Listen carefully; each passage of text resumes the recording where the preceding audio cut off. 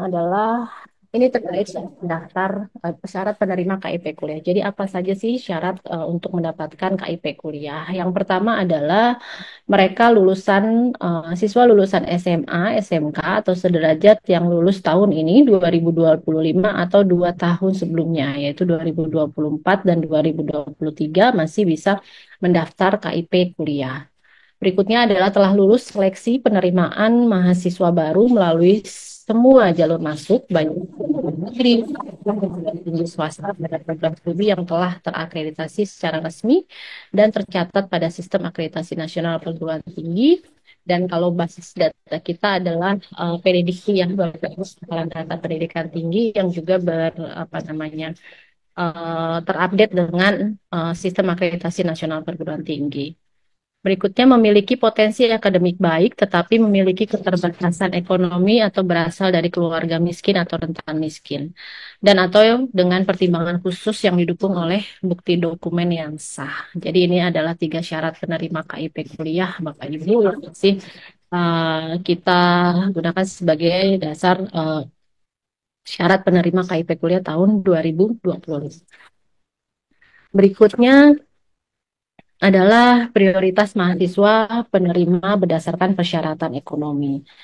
Untuk tahun 2025 ini ada delapan Bapak Ibu untuk syarat prioritas mahasiswa penerima berdasarkan persyaratan ekonomi.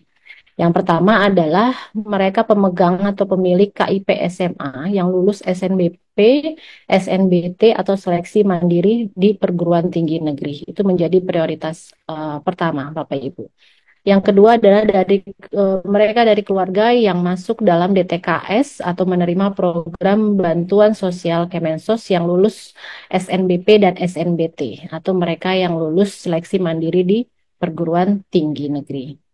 Yang ketiga adalah pemegang atau pemilik KIP SMA yang lulus SNBP dan SNBT atau seleksi mandiri di perguruan tinggi swasta. Kemudian prioritas keempat adalah mereka dari keluarga yang masuk dalam DTKS atau penerima program bansos dari Kemensos yang lulus seleksi mandiri di perguruan tinggi swasta, Bapak Ibu.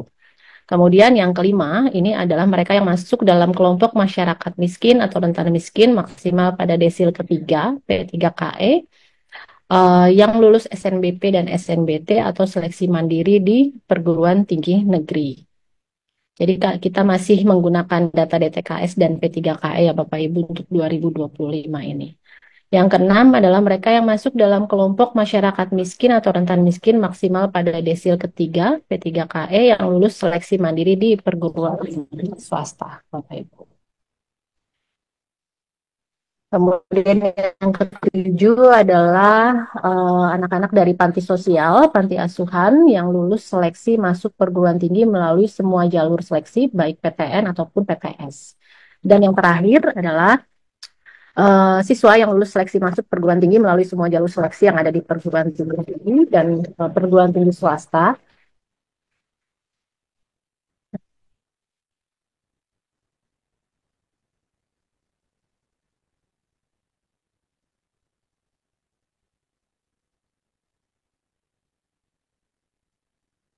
Izin saya ulangi ya, Mbak Salma, masih terdengar suara saya.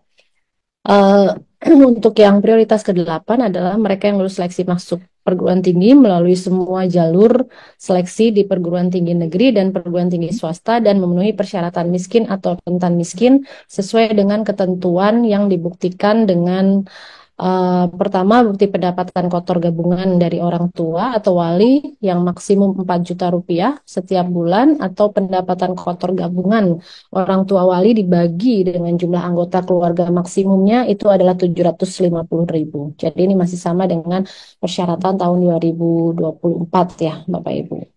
Kemudian yang kedua, surat keterangan tidak mampu atau SKTM yang dikeluarkan dan dilegalisasi oleh pemerintah minimum tingkat desa atau kelurahan yang disertai dengan bukti dukung dan akan diverifikasi kembali oleh perguruan tinggi.